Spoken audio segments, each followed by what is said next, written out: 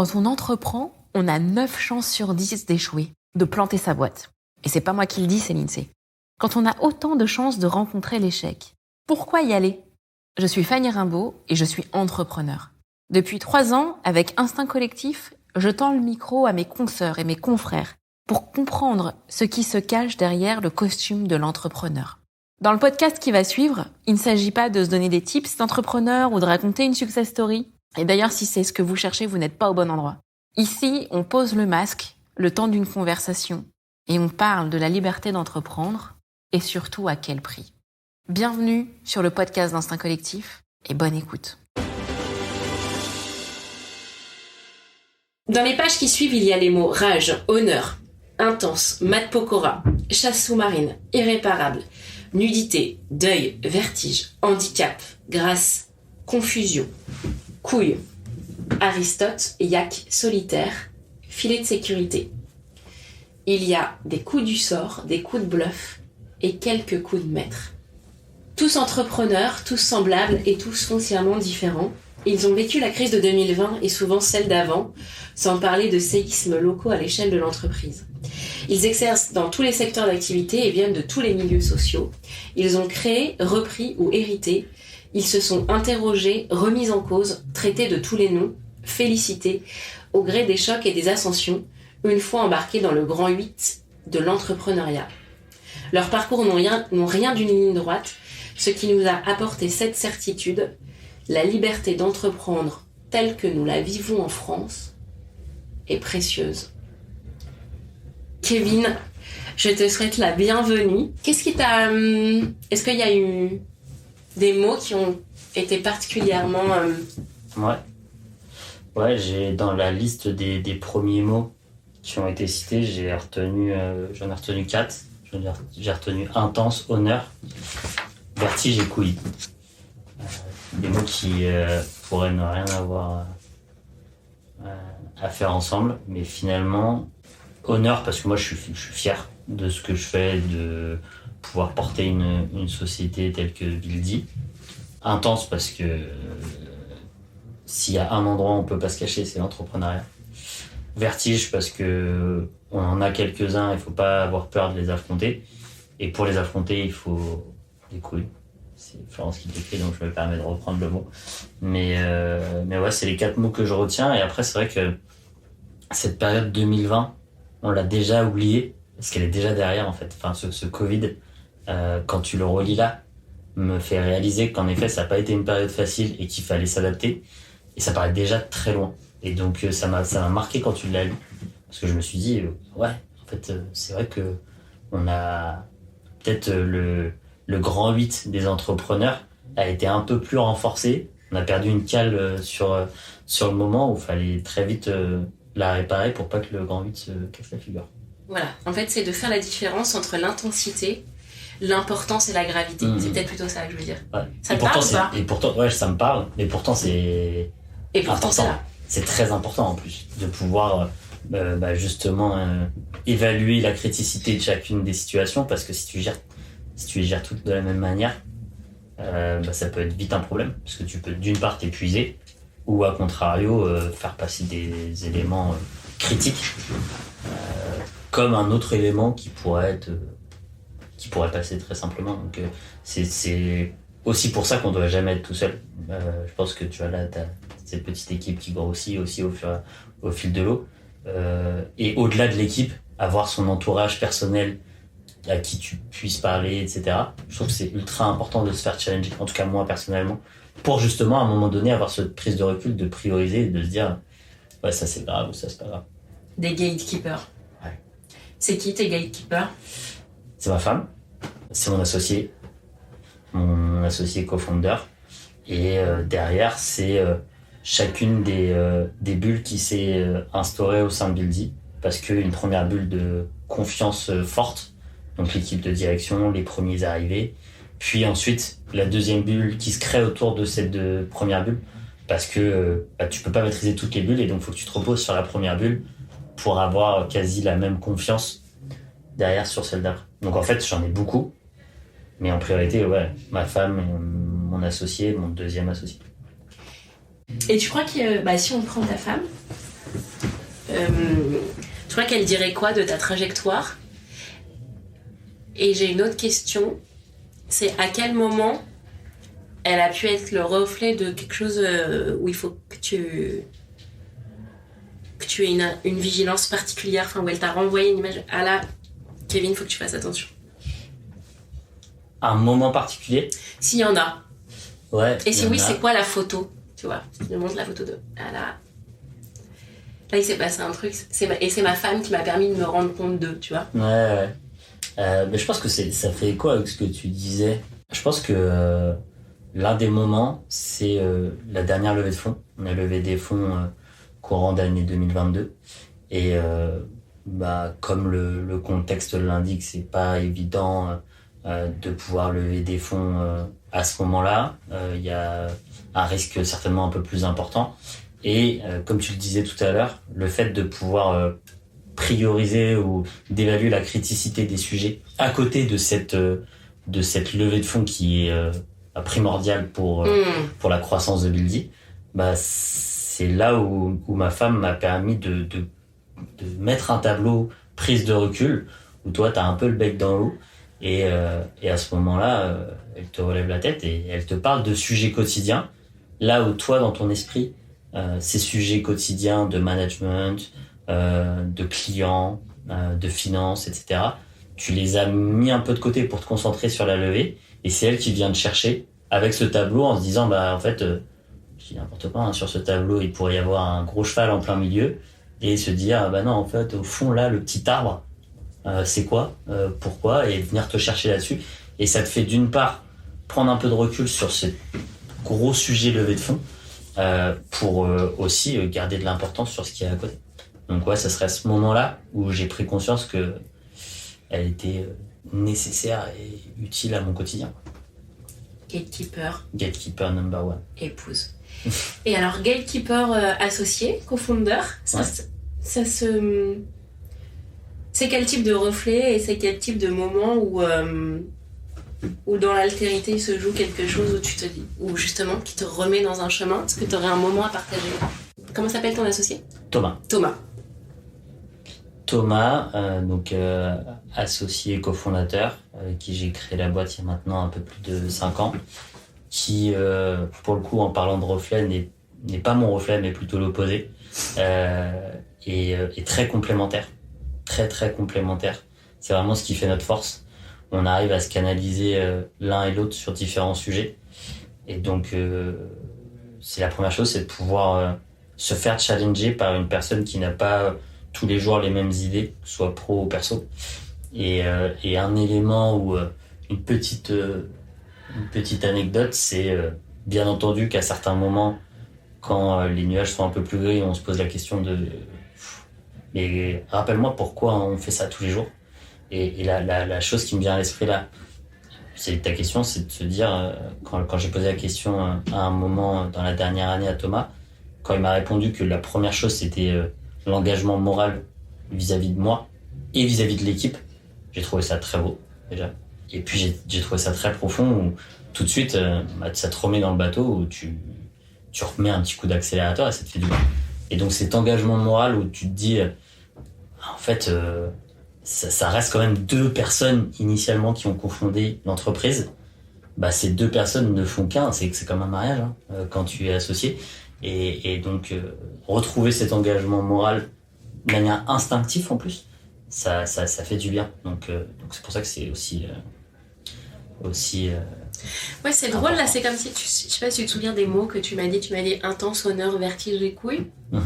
Et là j'ai l'impression que tu m'as raconté une scène où dans un moment de vertige donc tu vas voir Thomas et que c'est l'honneur c'est ton code d'honneur ou ton sens de l'honneur qui te remet ouais, j'ai une vision de la loyauté assez importante où on est ensemble et on est dans le même bateau. C'est vraiment ce qui me caractérise, autant sur le côté perso que pro, où à partir du moment où tu rentres dans le bateau, on est ensemble. À un moment donné, bien sûr que tu peux partir du bateau, et au contraire, pour aller dans un autre bateau différent ou plus grand, ou avec d'autres challenges. Mais au moins, quand on est dans le même bateau, on se dit les choses et on va vers le même cap. Et donc, c'est vraiment ce que je ressens avec mon associé et avec l'équipe aujourd'hui qu'on a réussi à construire. Et du coup, Thomas, il a des moments de vertige, lui, où il t'interpelle aussi? Bien sûr. Et alors, comment tu le... C'est quoi, lui? Qu'est-ce qu'il te demande? Enfin, est-ce qu'il lui-même dit et pourquoi on fait ça déjà? Ouais, ça lui est déjà arrivé de me poser cette question. Là où il m'interpelle certainement le plus, c'est sur des codes de management. On n'a pas eu d'expérience significative, en tout cas avec autant de personnes dans nos précédentes activités. Et donc, c'est de pouvoir échanger là-dessus, de se challenger et aussi de prendre du recul sur certaines situations qui nous tiennent à cœur. Et finalement, en discutant avec les autres, ça va nous permettre de nous ouvrir. Donc c'est là aussi où moi je le coach, mais on se coach mutuellement. C'est juste par curiosité sur votre binôme et la dynamique qui s'est installée entre vous, parce qu'il n'est pas là, mais au final, il va peut-être être l'homme invisible de l'interview. La manière que lui, il sait très bien qu'appuyer sur le bouton honneur, ça te fait réagir. Est-ce que toi, tu sais sur quel bouton appuyer pour qu'il y ait quelque chose qui se débloque? Ouais, je pense qu'il y en a plusieurs. Il y a plusieurs boutons avec des degrés différents. Lui est très terre à terre et donc je lui ramener toujours à des faits, à des événements factuels.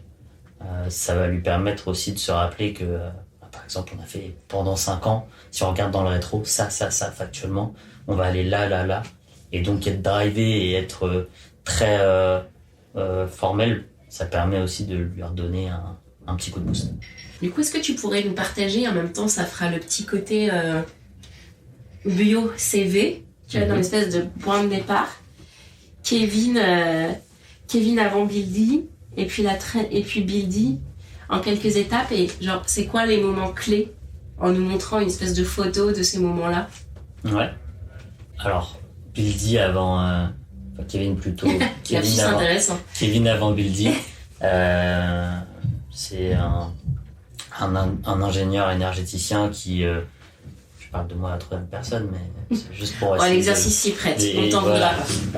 Mais c'est un ingénieur énergéticien qui aime la partie technique, qui aime le challenge lié au bâtiment, l'optimisation de consommation, donc très opérationnel. Et en même temps qui recherche le côté humain dans toutes ses activités, parce que l'optimisation et la performance énergétique revient à l'humain en premier lieu.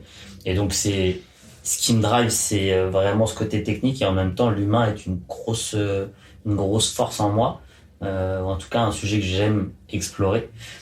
Et donc le côté technique fait qu'en discutant avec Thomas, mon associé cofondateur, c'est ce qui nous drive en premier lieu, parce qu'on travaille ensemble à l'époque, et on se décide de se lancer ensemble dans la création de cette entreprise pour répondre à un besoin. Donc c'est vraiment, on part du réel, on voit ce qui se passe, et derrière on crée une solution pour répondre à ce besoin.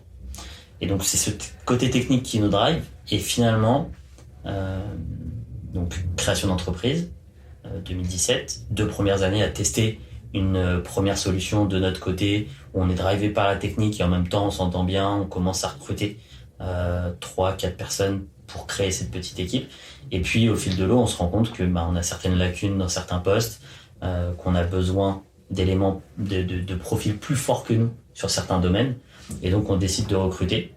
Pour recruter, on décide de faire une petite première levée de fonds de 1,3 million d'euros en 2019. Et à ce moment-là, on a cette équipe qui, justement, est cette première bulle que j'évoquais tout à l'heure, un moment charnière de l'entreprise, où on passe on testait notre solution de notre côté, on faisait pas trop de bruit, on se met en mode SaaS, éditeur de logiciels, avec des personnes de confiance. Donc, un premier top dev, un premier homme à tout faire sur la partie technique, opérationnelle, relation de relation client, et puis une personne câblée sur la finance, plus ce profil commerce. Donc on vient s'entourer vraiment de profils complémentaires. Premier moment charnière de Buildy, puis ensuite des premiers contrats, puis une équipe qui grossit, et c'est là où on retrouve le côté humain, où finalement le côté humain, pour moi personnellement, à rattraper ce côté technique où j'ai retrouvé ce que je n'avais pas forcément dans mes précédentes activités, de créer une équipe, de créer des synergies, d'avoir un vrai ADN et que tout le monde y colle en plus, et de pouvoir se lancer dans des ventes de beaux contrats, donc des premières belles ventes de contrats. Puis ensuite la levée de fonds de l'année dernière qui a été un moment aussi charnière. Donc là je reste sur de levée de fonds, mais c'est vrai que passer de 4-5 à 15, puis de 15 à 35 aujourd'hui, on doit évoluer. Et en même temps, on est guidé par ce point final qui est la fin de la route, où on sait où on veut aller, mais on ne sait pas exactement comment, avec qui. Et c'est là où on doit prendre chaque virage au fil de l'eau, quoi. Il n'y aurait pas eu ce problème que tu as identifié, il n'y aurait pas eu de boîte, donc il n'y aurait pas eu de Kevin entrepreneur. Ouais, clairement. Clairement, c'était même pas trop dans mes idées de créer ma propre entreprise. J'avais de belles opportunités avant de créer Buildy. Et à l'étranger, je me voyais sur la plage, travailler, c'était des choses qui font rêver. Et finalement, ce besoin m'a vraiment drivé. Le besoin du marché. Le besoin du marché. Pas le besoin d'entreprendre. Complètement. Est-ce que du coup, il y a eu une espèce de conflit entre... Je le dis avec des mots qui sont peut-être pas justes, mais finalement, le kiff de l'ingénieur qui voit... il y a un truc là... J'ai l'impression que c'est presque l'appel de l'ingénieur, en fait. C'est répondre à une problématique. Répondre à un problème, voilà. Qu'aurait pu se faire en interne. Et d'ailleurs, à l'époque, on avait discuté en interne sur comment on aurait pu faire. Et on s'est rendu compte que éditeur de logiciel n'était pas vraiment l'activité de notre ancien employeur. Et donc, c'est vraiment trouver la solution à un problème.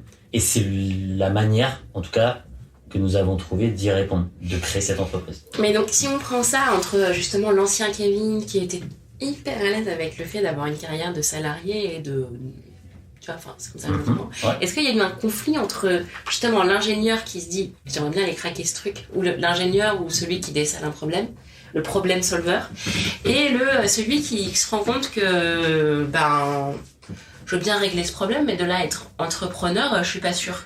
Ça s'est joué, ça ? Oui. Il y a un état d'esprit qui doit changer. Est-ce que tu peux nous raconter ce moment, cette période ? Comment est-ce que d'un nœud, c'est devenu quelque chose qui s'est réglé et comment ? Alors, comment ça s'est réglé ? La mue, tu vois ? Ouais, je vois complètement le fait de changer d'état d'esprit et de se faire mal un peu, hein. C'est clairement ça. Sans être trop dans la douleur, parce que sinon c'est plus un kiff. Et donc, tout à l'heure on parlait de vertige et de couilles. C'est à ce moment-là où on y retrouve les premiers vertiges. Sauter dans l'inconnu et où est-ce que je vais aller sans sauter non plus complètement à l'aveugle. Donc nous on a vraiment progressé en passant j'aime bien dire ça, mais en passant du pédiluve au petit bassin, au grand bassin, et puis ensuite on arrive à sauter dans l'océan. Et donc on a réussi à passer plusieurs étapes où la prise de risque était là, mais notre côté terre à terre nous ramenait à quelque chose d'ambition mais réaliste. Et donc cette mue-là s'est fait vraiment progressivement et elle s'est bien faite parce qu'on a beaucoup communiqué pendant les premières années. On n'a pas voulu du tout de télétravail ou de travailler de chez soi, alors que ça peut être un plaisir pour certains entrepreneurs. Non, on a voulu tous les jours se déplacer au bureau, tous les jours se voir, journée, soirée à passer ensemble, à échanger pour que cette mue elle se fasse progressivement. Et je pense qu'en plus, cette mue, parce que encore une fois, je n'étais pas tout seul à ce moment-là, il y avait Thomas, il y a eu mon deuxième associé qui est arrivé, puis cette première bulle qui s'est constituée. En fait, cette mue-là, elle doit se faire ensemble, parce que si tu mues tout seul, je pense qu'il y a un décalage qui se fait. Et donc, cette mue-là s'est fait progressivement, tout en communiquant tous ensemble. D'accord. On n'est pas sur un déclic, on est vraiment sur une progression. Complètement. Ça n'a pas été du jour au lendemain. C'est bon, je suis entrepreneur. Maintenant, je sais faire. C'est passer par des structures qui t'accompagnent. Incubateur Agoranov, dans le 6e arrondissement de Paris, qui vient accompagner tout type de boîtes sur les premiers recrutements, comment créer sa boîte, comment aller chercher un marché. Et donc, c'est comme ça que tu prends confiance et qu'à un moment donné, tu sais que tu es dans le vide, tu te raccroches à certaines branches, mais tu es accompagné et tu n'es pas tout seul.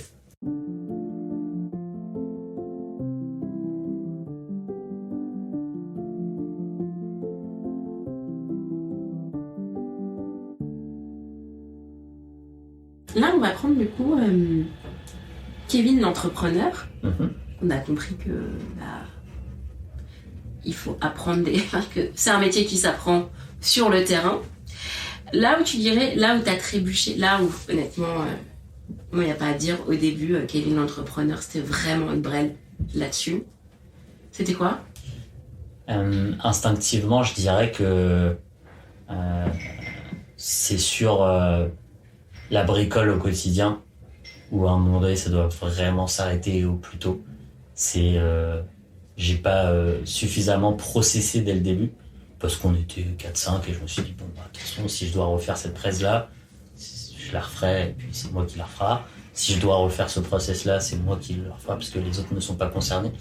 Et finalement, je pense qu'avoir processé un peu plus tôt aurait été bénéfique. Et très vite, on a pris des ressources qui nous ont complété sur ces sujets-là pour mieux processer et mieux scaler l'entreprise. Je pense que c'est vraiment le premier défi, le premier obstacle où refaire. C'est pas vraiment, même si c'est un peu le cliché de l'entrepreneur de test and learn et d'y aller. À force de tester, à un moment donné, on s'y perd. Donc tester, il y a plus trop de learn, quoi. Voilà, c'est ça, il y a plus trop de learn et ça devient du fail and learn. et donc test and learn, oui, mais parfois il faut aussi avoir des conclusions assez fortes pour passer l'étape d'après, sinon on peut s'y perdre assez vite. Ok, là il y a le côté un peu brel, enfin fail, et très vite là où tu te dis ok, il faut vraiment que je monte en puissance, peut-être parce que en tout cas, je sais que diriger une boîte, c'est aussi remplir la phrase. Et donc, il faut que je devienne killer là-dessus. Qu'est-ce que tu as découvert sur le chemin qui n'était pas prévu spécialement au programme, mais sur lequel tu as fait un grand apprentissage?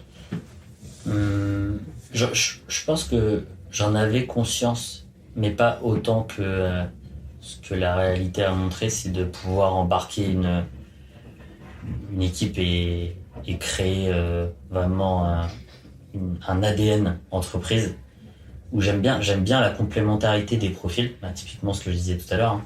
Avec mon associé, on est différents et ça matche très bien. Mais au fond, quand je prends du recul, il y a tout de même pas mal de points communs. Et il faut pouvoir les trouver, ces points communs. Là où avant, je me disais, oui, enfin, ce profil, s'il est très bon, on va prendre ce très bon profil et ça va matcher parce qu'il est très bon et qu'un bon avec un autre bon, et bah, ça va le faire. Et derrière, il faut vraiment trouver ces points communs pour créer un ADN de boîte. Qu'est-ce que tu as mis en place pour trouver ça? C'est quoi ton... Alors j'imagine dans le processus de recrutement, dans le... Ouais, prendre du temps dans le test, qu'est-ce qui... Prendre du temps à recruter. Ouais. Parce que perdre quelqu'un que tu as recruté d'une part, ça coûte cher. Et puis en plus, ça fait mal. Toi, personnellement, et aussi vis-à-vis de l'équipe, quand ce profil est apprécié. Et donc ce qu'on a pu faire, c'est prendre du temps là-dessus, pouvoir prendre du temps après être arrivé sur l'onboarding, donc le recrutement, l'onboarding, que la personne se sente bien, qu'on puisse faire véhiculer un certain ADN sans faire du bullshit de valeurs, parce que les valeurs c'est très bien, il faut que ça soit ancré, mais ça doit s'illustrer au quotidien, donc c'est vraiment cet ADN fort. Et puis mettre en place, tu vois, un dernier exemple que j'ai en tête, c'est de pouvoir mettre en place un CSE avec un budget associé, alors que le budget n'était pas obligatoire, mais pour le bien de l'entreprise, pour le bien des salariés, c'est quelque chose qu'on souhaite mettre en place pour que tout le monde soit présent et qu'on ait un vrai collectif. Là, si demain tu dois un peu être mentor ou coach d'un jeune entrepreneur de quelqu'un qui est dans cette situation de recruter sa première équipe, tu lui dis quoi? Alors, ok, là tu vas recruter. Moi, si j'avais su ça, ça m'aurait fait gagner du temps. C'est quoi le tips? Dans le cadre d'un recrutement, le tips, c'est vraiment de ne pas vouloir répliquer ce que font les boîtes qui attirent des talents, mais plutôt avoir son propre ADN. C'est vraiment rester soi-même, être authentique, tout simplement. Et je pense que c'est vraiment la force de chaque entrepreneur d'être authentique. Et c'est aussi comme ça qu'on retrouve des collègues qui vont avoir des points communs. Et donc être authentique pour moi, ça reste quelque chose de primordial pour bien recruter.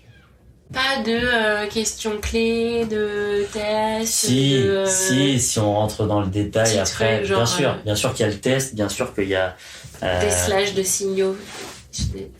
Comment déceler les signaux faibles des ref calls.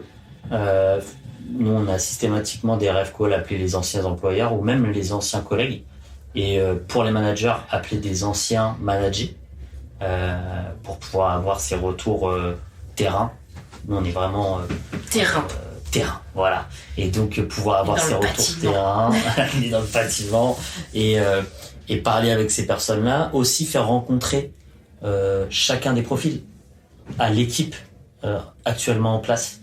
Ça, c'est ce qu'on aime bien faire et ce que font pas forcément toutes les boîtes, c'est de pouvoir que le candidat puisse rencontrer l'équipe avec qui il va travailler, bien entendu aussi son manager, pour que d'une part, le candidat ressente quelque chose et aussi que l'équipe en place puisse se voir travailler avec cette personne. Ça, c'est une vraie étape chez nous où il y a déjà eu des no-go pour cette raison et parce que l'équipe passe avant les compétences intrinsèques. Bien sûr que les compétences, on les juge avant cette rencontre. Ok. La dernière levée, elle est de combien ? Elle est d'8 millions d'euros. Tu savais qu'à un moment t'allais lever ? T'avais prévu ça depuis... Si tu m'avais posé la question il y a 5 ans, j'étais à 1000 lieues de me dire je vais lever 8 millions d'euros, clairement. Si tu me poses la question il y a 3 ans, oui, parce qu'on avait déjà fait une première levée.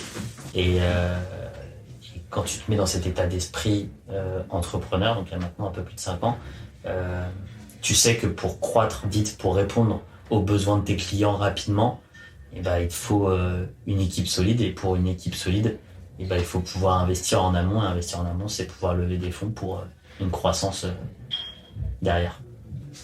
Donc, j'aurais répondu non il y a 5 ans. Il y a 2-3 ans, j'aurais répondu oui. Ça t'a appris quoi ? Cette levée ? Ouais. Sur toi ?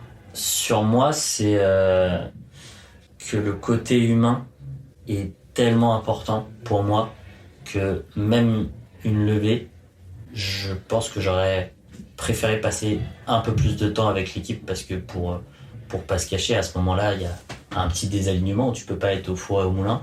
Et donc, soit tu es avec les investisseurs potentiels, soit avec ton équipe. Et le fait d'avoir cette levée nous a vraiment drivé pendant quelques mois. Et donc, un peu moins de temps avec l'équipe. Là où j'aurais peut-être réparti un peu plus les efforts pour pouvoir éviter ce désalignement. Suite à cette levée, tout le monde s'est réaligné avec cette vision et en plus rassuré par cette levée. Donc aujourd'hui, ça se passe très bien, mais forcément qu'il y a eu des petites zones de turbulence à ce moment-là. Ça, c'est ce que j'ai appris, c'est de pouvoir... T'avais des angles morts, en fait. Ouais, c'est ça. C'est que quand tu conduis, à un moment donné, tu peux pas tout voir. Et donc, quand il y a... T'as pas vu quoi ? Je pense que j'ai pas vu des petits détails quotidiens, mais qui peuvent, à la longue... créer une petite zone de friction dans une ou deux personnes vis-à-vis d'un client où ça n'arrive pas à closer, vis-à-vis d'un client qu'on a closé mais avec qui ça se passe pas super bien. Et donc c'est vrai qu'à ce moment-là, on n'avait pas le middle management pour pouvoir accompagner ces équipes-là. Et donc il y a des petits détails que je pense que j'aurais dû voir pour reprendre l'image de tout à l'heure, le tableau. C'était quelques arbres que j'avais pas identifiés et que j'aurais pu faire. Mais c'est ça aussi être entrepreneur, c'est essayer de prioriser et derrière de retrouver le tableau à un moment donné. Et quand ça s'est signé, c'était dans quel état d'esprit ? Soulagé, mais pas autant que ce que je pensais. C'est vraiment... ça a été très, très surprenant, où j'avais l'impression que on avait rien abouti, quoi. En fait, c'était le début. Plus qu'une signature de client, je trouve que des fois il y a ça, tu sais. Ouais. Tu signes, t'as la joie du projet, etc. Ouais. Et en même temps, tu sais. Déjà faut l'accompagner le client et puis il faut aller en signer d'autres. Donc c'est vrai que tu dois basculer. Ouais, tu sais, il y a tout de suite. Mais c'est vrai que cette prise de recul, elle doit être faite. Enfin, au quotidien, il faut vraiment fêter les succès, les victoires. Et à ce moment-là, je pense que je l'ai pas suffisamment fêté parce que je me suis dit. Donc c'est vraiment différent que remporter un gros deal, par exemple. Ouais. Ouais, moi je le vois vraiment différemment.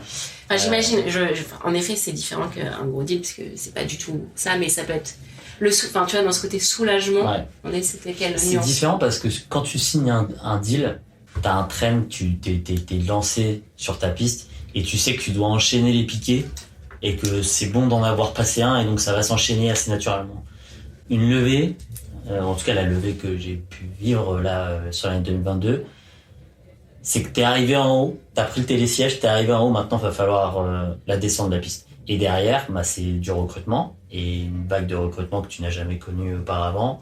C'est une vision à aller chercher de manière opérationnelle. Ce sont des investisseurs que tu fais rentrer au bord. Donc une nouvelle relation de confiance à créer parce qu'avant, pendant quelques mois, tu as été face à face. Après avoir signé, t'es ensemble dans le même bateau. Donc c'est pouvoir les ramener dans le bateau. Et donc, quand tu ramènes des personnes, il y a un peu plus de poids et c'est un peu plus difficile d'accélérer. Donc c'est vraiment cet état d'esprit où je me suis dit, bon, maintenant il y a tout à faire. Et ça demande 2-3 jours sur... Ah ouais, d'accord. Non, mais c'est vraiment 2-3 jours critiques dans le sens par où on commence. Comme quand t'arrives la première fois à ton bureau, quand t'as quitté ton employeur d'avant, t'arrives et tu dis, bon super, maintenant on crée Buildy, on commence par quoi? Et donc c'est un peu la même chose où t'as besoin de 2-3 jours en te disant, ok, là on vient de lever, tout ce qu'on s'est dit, on commence par quoi, on repose toutes les bases. Et donc ça a demandé une petite semaine de... Je prends du recul et on s'y remet, il faut s'y remettre vite. Ça peut pas demander 2-3 mois parce que derrière t'as une équipe, t'as des investisseurs. Donc il faut vite se remettre dans le bateau. Soulagement. Et là t'es comment? C'est quoi ta météo? Je suis bien, je suis plein de soleil parce que la levée elle a été faite il y a maintenant 6 mois à peu près, un bon semestre. Que derrière on a réussi à recruter des bons profils, que l'équipe qui était en place a réussi aussi à souffler sur les nuages qu'il y avait. Et donc on a une équipe, on a de beaux résultats. Fin d'année 2022, début 2023, ça marche bien. Et donc très content d'avoir retrouvé cette croissance, mais aussi surtout d'avoir cette équipe derrière avec toutes ces bulles de confiance et en même temps des bulles très ambitieuses. Pour finir sur la levée, mais parce que je pense que ça va intéresser pas mal de gens qui nous écoutent, est-ce que tu trouves que dans ce processus, justement, cette évaluation du mindset de l'entrepreneur, de sa solidité, justement, à pouvoir embrayer sur le niveau d'après, est-ce que tu trouves que ça a été vraiment quelque chose qui a été évalué dans le processus? Oui. Si demain un investisseur vient ici, je pense qu'il dira vraiment qu'une bonne partie de l'investissement est portée sur les personnes. Mais du coup, comment ça a été évalué? Est-ce que tu te souviens de questions clés ou de trucs qui t'ont un peu piégé, qui t'ont mis dans tes retranchements? Ouais, on a été 3 au sein de Buildy à être vraiment en frontal avec ces investisseurs, Thomas et Anthony. Je pense que ils sont venus nous chercher sur nos expériences précédentes, déjà, sur nos profils intrinsèques et ont vu qu'on était complémentaires véritablement. En tout cas, c'est le débrief qu'on a pu en avoir derrière. Et ça se caractérisait par des questions sur chacun de nos domaines d'expertise pour voir si on est bon sur ce qu'on fait et en même temps que ça match. Et tu vois, typiquement en débrief, en post-closing, ce qui avait été souligné, c'est qu'on s'écoutait beaucoup. Ça peut me paraître anecdotique, mais quand tu es face à un investisseur et que justement tu as cette pression d'évaluation, de mesure et tout ça, et de pouvoir écouter ces deux associés, c'est bien perçu par la personne d'en face, même si celui qui est en train de parler est peut-être pas en train de donner la bonne réponse ou recherche la solution, mais au moins tu t'écoutes. Et donc c'est des choses que nous on sent pas cohésion. Voilà, au moment T, mais que derrière finalement on perçoit l'importance.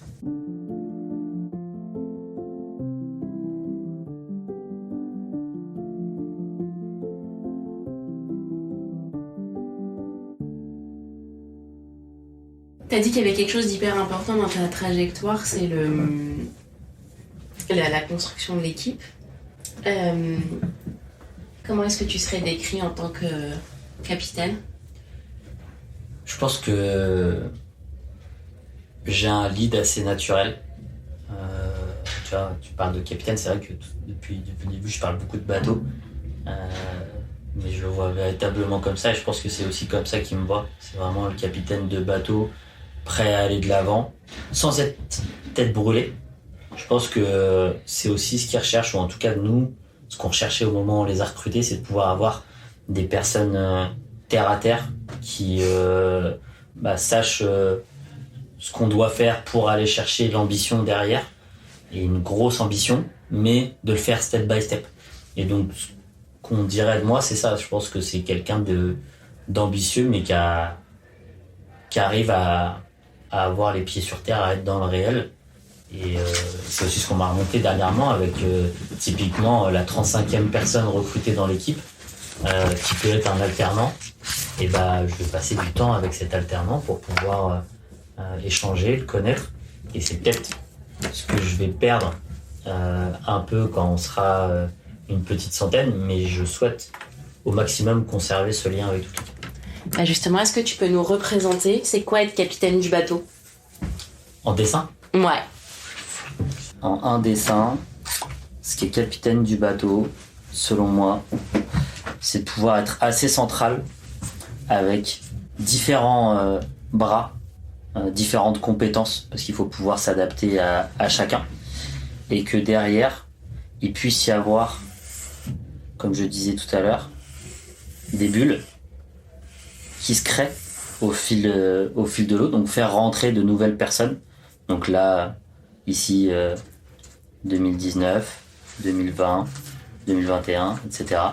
Et de pouvoir garder ce bras qui s'allonge, mais pas forcément rattaché directement au capitaine du bateau, mais avoir des relais. Donc, pour faire la métaphore au bateau, avoir de bons commandants, de bons experts dans chacun des domaines, et vraiment que tout le monde soit ensemble. Et bien entendu, dernière chose, c'est que cette bulle, avec plein de bulles autour, puisse aller dans une bonne direction, avoir un sens à ce qu'on fait, et donc que cette bulle puisse se retrouver demain plutôt ici et avancer au fil de l'eau. On arrive sur la piste d'atterrissage. Yes. Et alors j'ai un petit rituel à nouveau à te proposer. C'est un nouveau rituel. C'est bien les nouveaux rituels. Très bien. Sauf si tu me demandes de le redessiner parce que mon dessin n'est pas très... Ah Je vais lancer un chrono. Et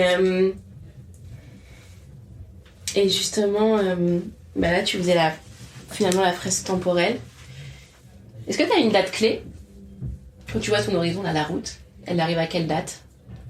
Est-ce qu'il y a une année clé dans ta représentation du temps? J'ai une année 2025 forte. Alors j'aimerais, si tu veux bien, que tu adresses une lettre audio, autrement dit une note vocale, au Kevin de 2025 fois 2023 tout 2025. Qu'est-ce que tu lui dis au Kevin de dans 2 ans? Et je démarre le chrono. Bonjour Kevin, j'espère que tu kiffes autant ce que tu fais au sein de Buildy.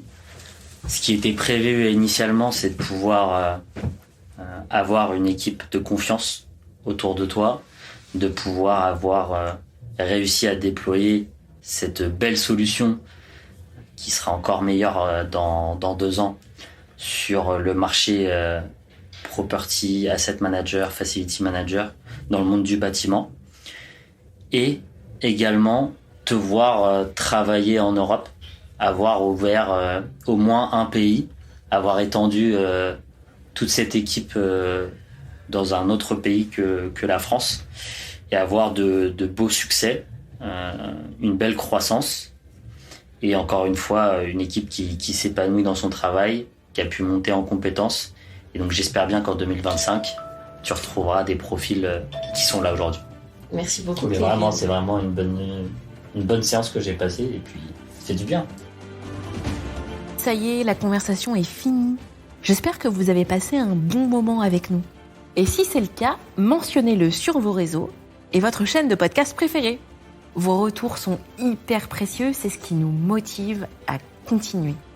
D'ailleurs, si vous souhaitez prolonger la discussion, vous pouvez me retrouver sur LinkedIn.